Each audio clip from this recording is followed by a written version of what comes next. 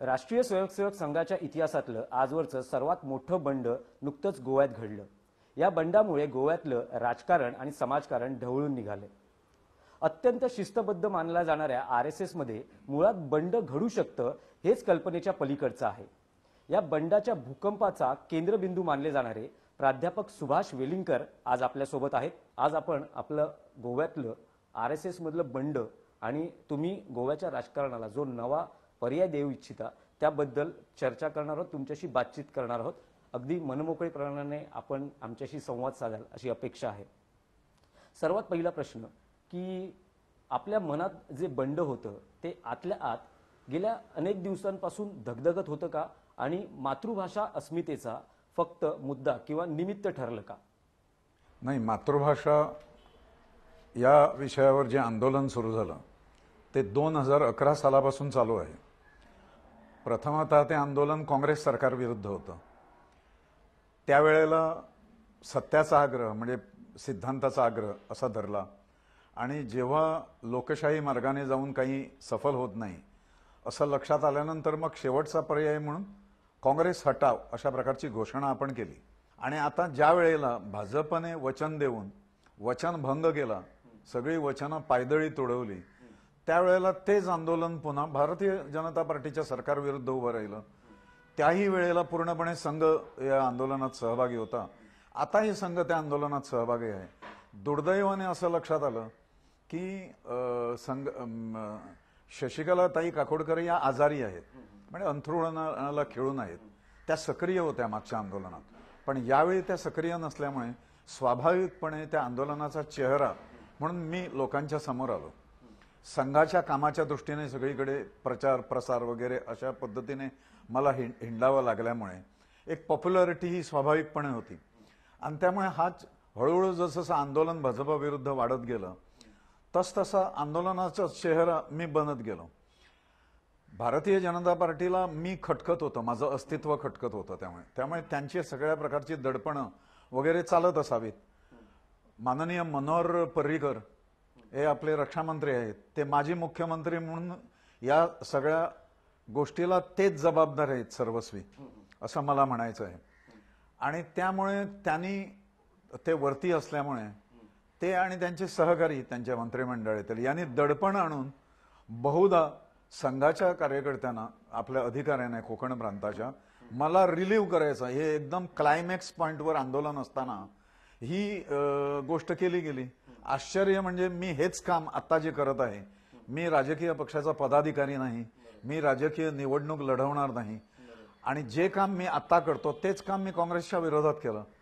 त्यामुळे स्वाभाविकपणे लक्षात असं आलं की आता जी शिकवण आम्ही शिकलेलो आहोत की सिद्धांताच्या मागे उभं राहायचं, तडजोड करायची नाही, तर त्याचप्रमाणे आणि अखिल भारतीय प्रतिनिधी सभेत संघाच्या ठराव झालेला आहे 2015 साली की मातृभाषातून प्राथमिक शिक्षण अशा पद्धतीचा आग्रह सर्वंकषपणे सगळीकडे धरला जावा। तर त्याप्रमाणेच हे आंदोलन चालू आहे। असं म्हटल्यानंतर आताच हा प्रश्न का उपलब्ध आला समोर हे कळेनासं झालं। आणि त्यामुळे आंदोलन खच्ची करू द्यावं की वरची सगळी दडपणं जे येत आहेत ते झुगारून द्यावीत असा प्रश्न निर्माण झाला। दडपणं झुगारून दिली आणि आंदोलनात कायम राहिलो, कारण we are answerable to the public. मुळात संघात बंड हीच अशक्यप्राय गोष्ट मानली जाते, मात्र अशी कुठली जमीन आहे ज्यावर वेलिंगकर यांचं आंदोलन भक्कमपणे उभं आहे, तुमचा आत्मविश्वास आहे? ते एक ठाम खात्री आहे मनात की आपण सत्याच्या बाजूने उभे आहोत। खात्री अशी आहे, विश्वास मनात असा आहे की ज्या ठिकाणी सत्य असतं त्या ठिकाणी धर्म असतो, ज्या ठिकाणी धर्म असतो त्या ठिकाणी ईश्वर असतो। हा कन्व्हिक्शनचा मुद्दा आहे। आणि त्यामुळे कुणीही का असेना समोर, तर त्याच्या समोर जाऊन सिद्धांतासाठी कुणीतरी उभं राहतं हे केलं पाहिजे होतं, ते आवश्यक होतं। आणि सुदैवाने समाजाने पूर्ण साथ दिलेली आहे। संघ स्वयंसेवक आहे हे जाणून देखील समाजाने साथ दिलेली आहे। तुमच्या बंडाचा थेट गोवा आरएसएस आणि गोवा भाजपवर नेमका काय परिणाम झालाय आणि आणखी पुढे काय परिणाम होईल असं तुम्हाला वाटतं? नाही, परिणाम म्हणून म्हणजे योजून तो परिणाम करणे अशा प्रकारचा काही सुरुवातीला हेतू नव्हता। परंतु आंदोलन जे शेवटच्या टप्प्यापर्यंत आलं, काँग्रेसच्या काळात 11 महिने आंदोलन केलं, आता 15 महिने उलटून गेले. 1 वर्षाची मुदत भाजप सरकारला दिली होती आणि जी वचनं त्यांनी दिली आपल्या जाहीरनाम्यात तीच वचनं त्यांनी पाळायची. तर केवळ अपीजमेंट ऑफ मायनॉरिटीज आणि आर्च बिशपच्या पायाशी लोटांगण या दोनच गोष्टीमुळे पर्रीकरांनी हे करायला नकार दिला आणि सगळ्या जनतेला फसवलं, विश्वासघात केला. आणि त्यामुळे आता पर्याय शेवटचा, जसा काँग्रेसच्या वेळेला काँग्रेस हटाव होता तसा या वेळेला भारतीय जनता पार्टी हटाव असा पर्याय आहे. आणि ज्या जिद्दीने जनता उभी राहिलेली आहे, जो एक कमिटेड वोटर भारतीय जनता पार्टीकडे होता, ज्याच्या आधारावर भारतीय जनता पार्टी निवडून यायची, आपलं बसताना भारतीय जनता पार्टीने बसवलं, हा कमिटेड वोटर आज भारतीय जनता पार्टीच्या विरोधात आहे. आणि त्यामुळे त्याचे दुष्परिणाम आहे भारतीय जनता पार्टीवर होणार. माझा होरा असा आहे की भारतीय जनता पार्टीचं सरकार पूर्णपणे खाली येईल. पण तुम्ही जो मातृभाषा अस्मितेचा मुद्दा घेतला आहे आणि इंग्रजी माध्यमाच्या शाळांना अनुदान बंद करा, ही तुमची प्रमुख मागणी आहे. पण आज बघितलं तर गोव्यातली ख्रिश्चन समुदाय यांची अनेक मुलं इंग्रजी शाळांमध्ये जातात. भाजपच्या नेत्यांची, पदाधिकाऱ्यांची मुलं शाळेत जातात, त्याच शाळांमध्ये शिकतात. अनेक राजकीय पक्षांच्या नेत्यांचीही मुलं इंग्रजी माध्यमांच्या शाळेत जातात. इंग्रजी शाळा बंद करण्याची वेळ येऊ शकते असा एक मुद्दा मांडला जातो आहे. इंग्रजी शाळा बंद करा अशी आमची मागणी नाही. ज्यांना इंग्रजी शिकवायचं असेल, जर्मन शिकवायचं असेल, पोर्तुगीज शिकवायची असेल, त्यांनी ती स्वखर्चाने शिकवावी. स्वतःच्या खर्चाने कोणी शिकत असेल तर त्याला भारतीय भाषा सुरक्षा मंचाचा विरोध नाही.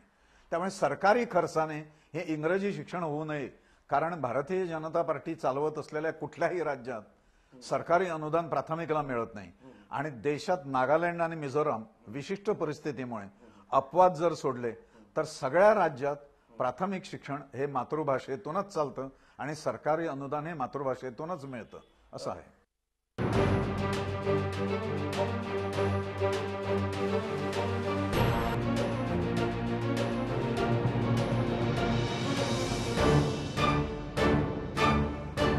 मातृभाषा अस्मितेचा मुद्दा हातात घेतला आहे.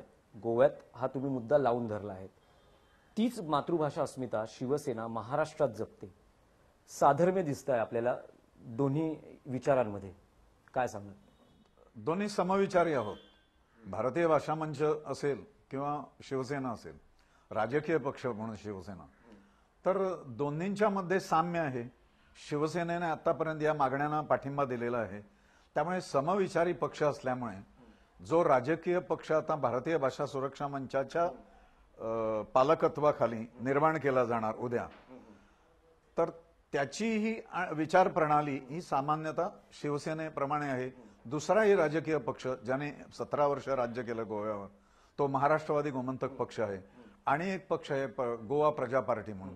तर या सगळे समविचारी आहेत.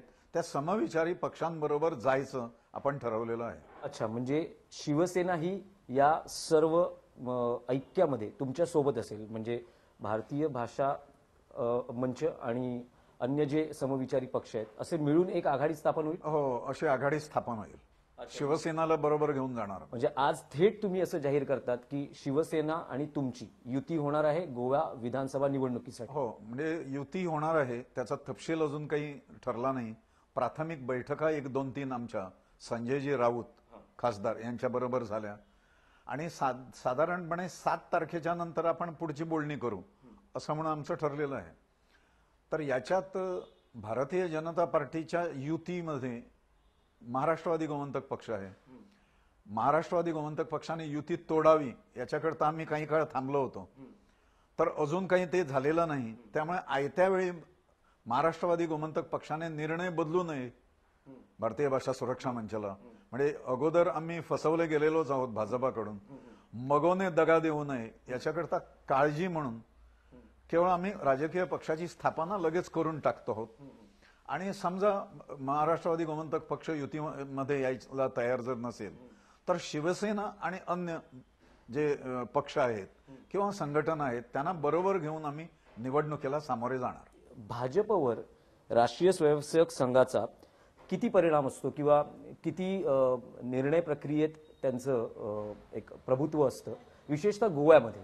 वेगळा संघ बाहेर काढण्याची जी हे मिळाली, म्हणजे करावं लागलं, कंपल्शन आली, ते अशामुळे आली की अमित शहाच्या वेळी निदर्शनं केली, ती निदर्शनं करायची नाहीत, तुम्ही भाषणं करायची नाहीत समारोपाची. आता चेहरा मीच असल्यामुळे आंदोलनाचा ते सगळं मला करणे भाग होतं.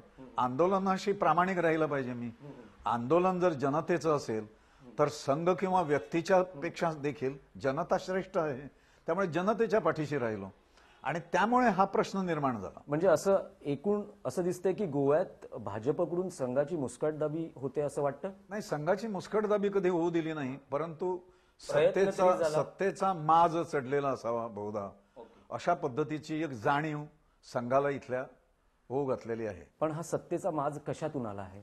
नाही, सत्तेचा मद जो असतो तो सत्य अनुभवल्यामुळे येतो आणि विशिष्ट काही धोरणं जर आपण स्वीकारली तर येतो. भारतीय जनता पार्टी इथे चुकीच्या दिशेने जात आहे हे काही वर्षांपूर्वी 2012 साली लक्षात येत होतं. त्याच्या अगोदरची कारकीर्द भारतीय जनता पार्टीची आणि मनोहर पर्रीकरांची ही वादातीत होती. आता 12 पासून ती वादग्रस्त आहे आणि त्याचं एकमेव कारण असं आहे की बहुसंख्याकाच्या जोरावर भारतीय जनता पार्टी निवडून येतं. 2012च्या निवडणुकीमध्ये एक खोटा बाऊ आभास पर्रीकरांनी निर्माण केला केंद्रात इम्प्रेशन मारण्याच्या दृष्टीने की सगळी मायनॉरिटी आपल्या बरोबर आहेत म्हणून.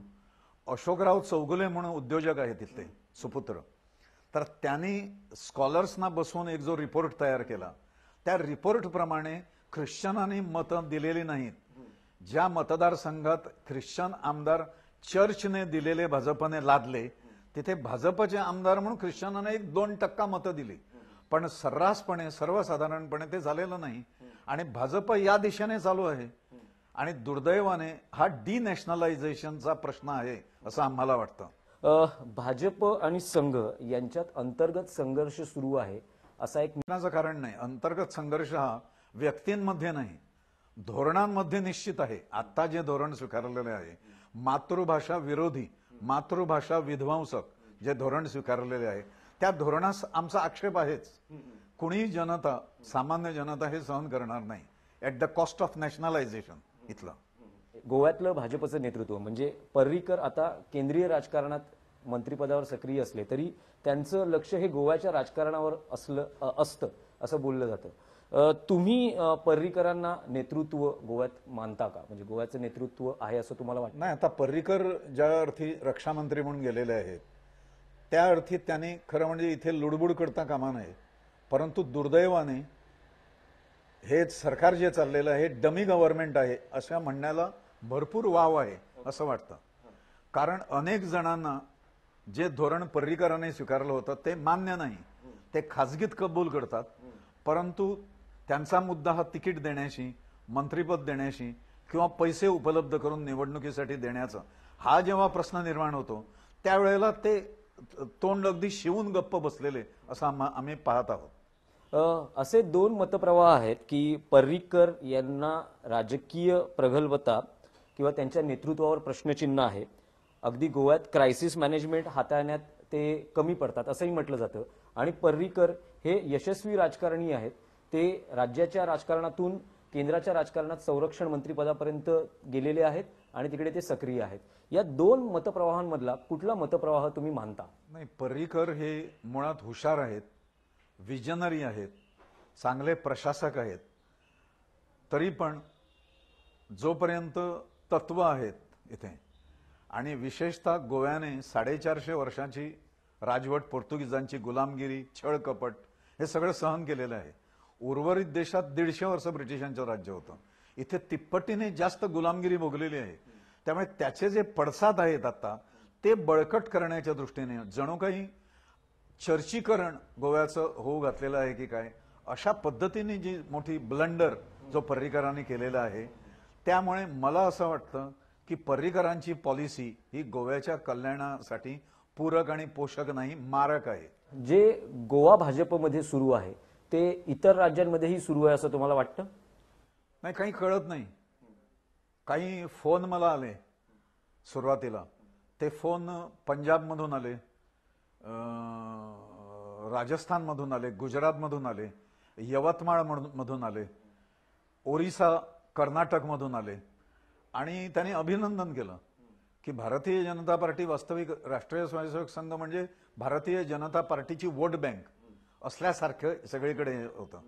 पण आता सिद्धांताच्या आड भारतीय जनता पार्टी जेव्हा जाते तेव्हा तुम्ही सगळ्यांनी धाडस केलेलं आहे, याबद्दल अभिनंदन आहे आणि आम्ही तुमच्या पाठीशी उभे राहू अशा प्रकारचे फोन आले.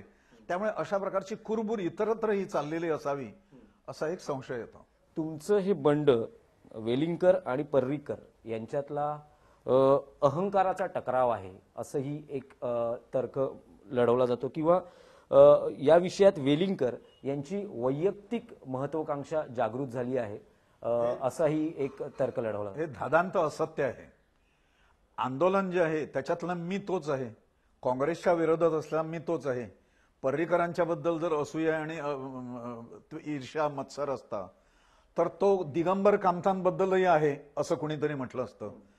तर जे दिगंबर कामताने केलं काँग्रेसच्या गव्हर्नमेंटने तेच जर मनोहर पर्रीकर करू पाहत जर असतील तर आणि संघर्ष जर निर्माण होत असेल तर त्याला अहंकार कारणीभूत नाही, पर्रीकरांची चुकलेली धोरणं जी आहेत ती कारणीभूत आहे.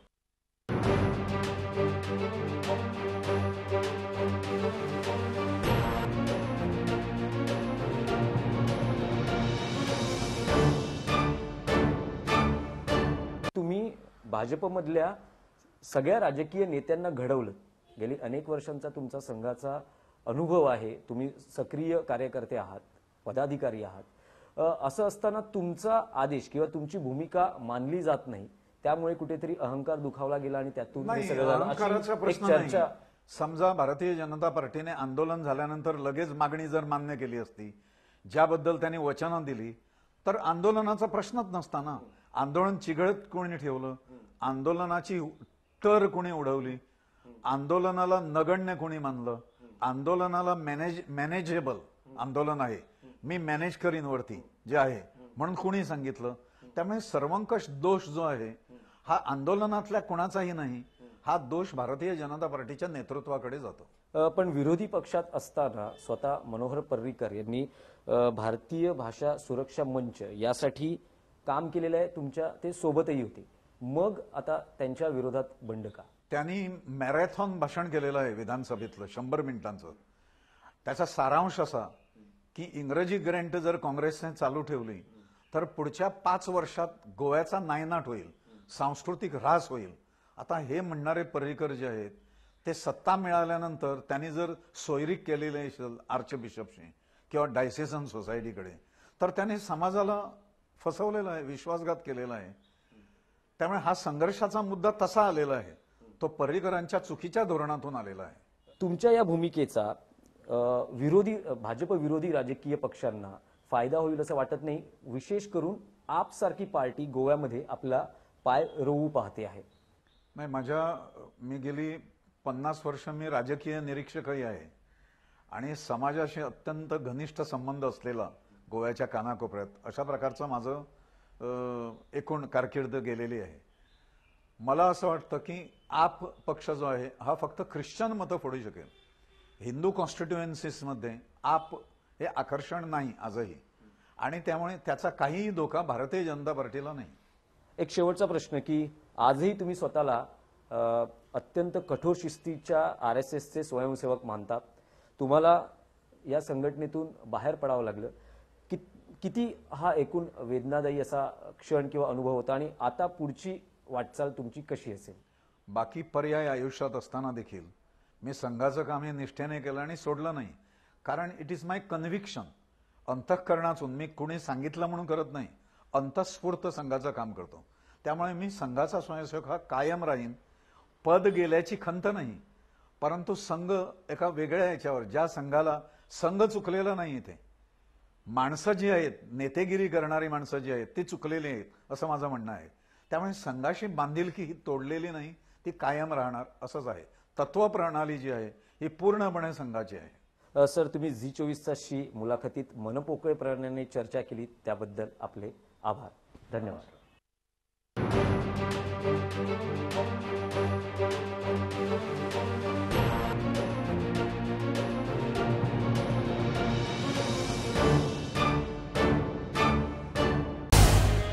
झी 24 तास रहा एक पाऊल पुढे.